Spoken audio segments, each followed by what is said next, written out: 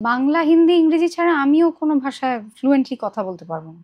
Fluently কেন? মানে তার জন্য আমাকে ভাষাটা শিখতে হবে। বাট গান গাওয়ার ক্ষেত্রটা আলাদা। কারণ গান মানে প্রফেশনাল সিঙ্গারদের অনেক ক্ষেত্রেই আমার সিনিয়রদের মধ্যে অনেকে যারা বাইলিঙ্গুয়াল মানে আর্টিস্ট, যারা বহু হিন্দি ছাড়াও বহু ভাষায়, আঞ্চলিক ভাষায় কাজ করে নিয়মিত এত বছর ধরে, তাদের কিন্তু ওটার একটা আন্দাজ আস্তে আস্তে চলে আসে। তার জন্য যে তারা বসে ভাষাটা শিখছে হুম। বা সেই ভাষায় কথা বলতে পারছে তা না।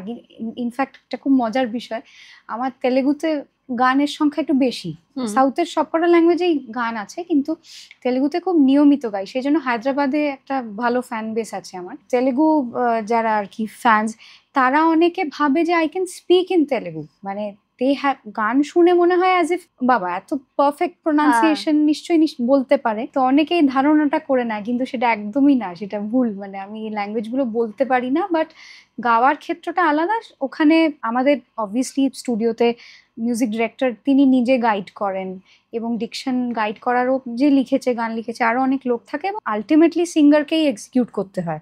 সেটা তো মাইকে এসে অন্য কেউ করে দেবে না। তো হুম হুম। সেইটা নিজেকেই আমি কত তাড়াতাড়ি গ্রাস্প করতে পারছি, এবং ঠিক মতো ডেলিভার না করলে অবভিয়াসলি তখন সেই ল্যাঙ্গুয়েজে আমাকে আর ডাকবে না।